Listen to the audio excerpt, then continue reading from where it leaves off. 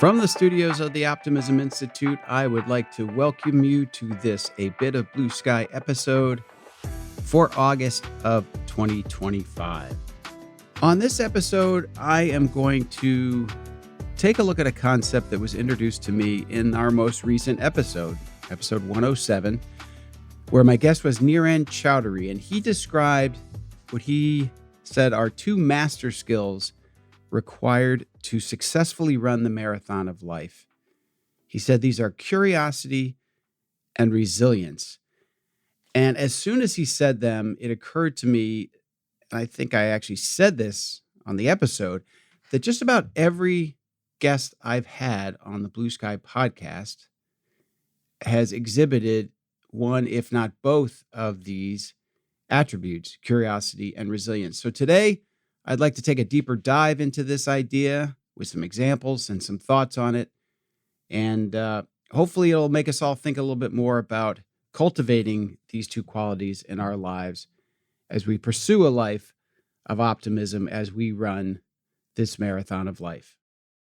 So let's start with curiosity. And it wasn't until episode 50 of Blue Sky I can be a bit of a slow learner, where I started connecting the dots between a life of constant learning, lifelong learning, if you will, curiosity, and optimism. And it was my guest, Kelly Corrigan, who helped me sort this all out. When I said to her, I've noticed this trend and I'm having trouble understanding why it would be that people who, and by definition, guests on this show tend to be optimistic people.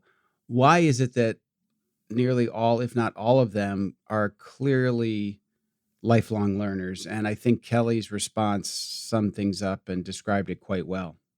That's an ultimately, fundamentally optimistic position and worldview, is that there's more. Oh my God, there's more. I agree.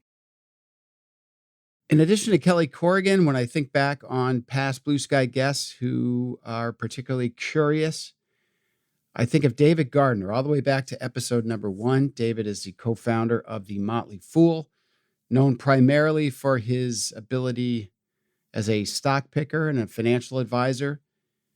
But if you have a conversation with David Gardner, you could range from talking, obviously, about stocks and investing to quoting Voltaire, to Shakespeare, to history, to baseball, North Carolina basketball for sure. He's a very curious person who embodies that infectious and sometimes almost childlike wonder of curiosity in all the things that are out there to learn and to understand. So David's somebody I think of when I think of a curious optimist. Episode 1 of Blue Sky Podcast, if you want to check that out.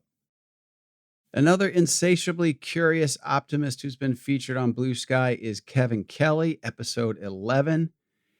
And he is no doubt the most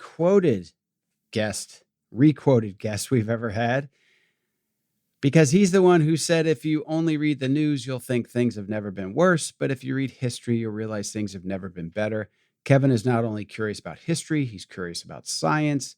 He has said things such as, when you visit a town you've never been in before, always read the plaques, which is something I've actually taken to heart and tried to be better about. There's always something to learn. And he's also a self-described optimist and just someone I really look up to and really appreciate. And if there was ever someone who embodies and exemplifies the fact that curiosity can lead to a life of optimism, it is Kevin Kelly. So if you haven't listened to episode 11 with Kevin, I encourage you to check it out.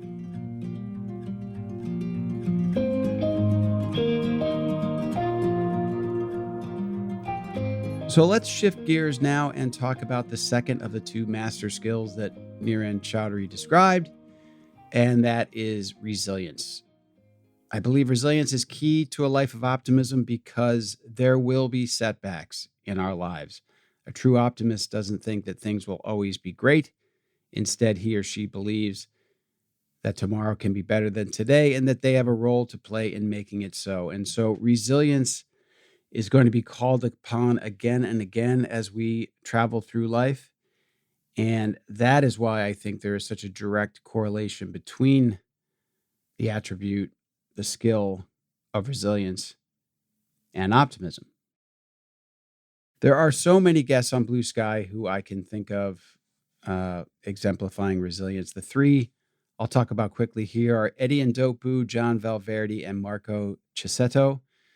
Eddie Ndopu, who was diagnosed with spinal muscular atrophy as a toddler in South Africa, somehow managed to convince Oxford not only to accept him, but then to go back on their insistence that they weren't able to accommodate his disability. He talked his way through that and made his way through Oxford and has gone on to lead an incredibly inspirational life, being an advocate for people in the disabled community and being a true inspiration for just about anybody he encounters. So I encourage you to check out Eddie Ndopu's episode of Blue Sky, number 24, if you haven't listened to it. He is a remarkable person.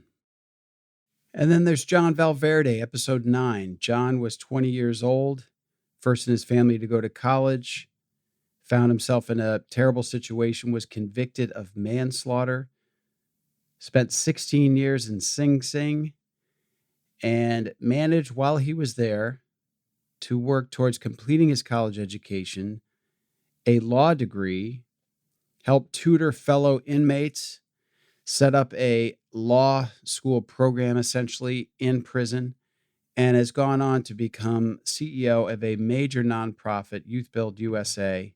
Remarkably resilient and inspiring person. John Valverde, he was on episode 9 of Blue Sky. And if there was ever a resilient optimist, it's John. And Marco Cisetto, he was episode 53 of Blue Sky. And just saying his name brings a smile to my face. He's an infectiously optimistic and positive person, despite the fact that he had both of his legs amputated below his knee while attending the University of Alaska, Anchorage, on, of all things, a track scholarship. He was an incredible runner from Kenya as a child growing up, went to Alaska on scholarship, terrible accident, incident, frostbite, amputation. He describes on the episode lying in a hospital bed, can't imagine anything that could be worse. And then basically a light switch is flicked on and he decides to make something of his life to be a positive influence.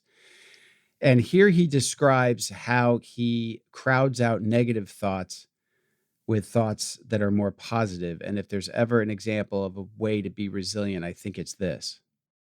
Even at your lowest, there's always that tiny hope in any human circumstance that you can just cultivate it and nurture it and just hold to that dearly and just keep telling yourself, you know what?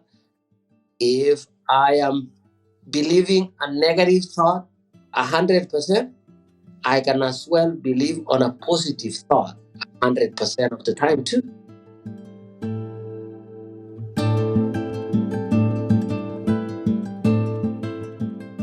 So as we come towards a close of this episode, I'd like to bring it back to curiosity and talk about a more recent guest, Harry Smith. He joined me for episode 101. When I first asked him about coming on the show, he said, I'm not so sure I'm an optimist. Well, I helped convince him otherwise. He came to mind for me because I found out that after retiring from his news journalism career, he went back to his alma mater, Central College, to teach a course on curiosity.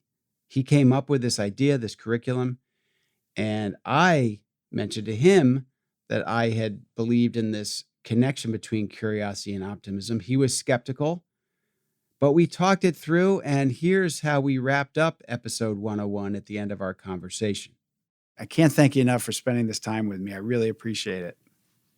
I'm feeling more optimistic just from our chat. So. I knew it. Thank you so much. Burke has a convert. I'll take it.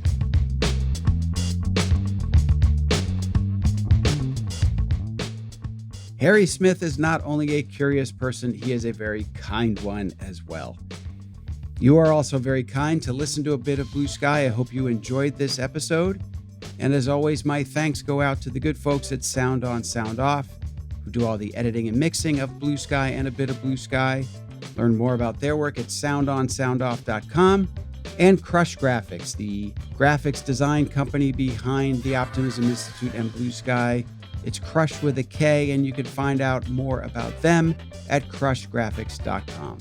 Until next time, I am the host of Blue Sky and a bit of Blue Sky and the founder of the Optimism Institute, Bill Burke, and I thank you for listening.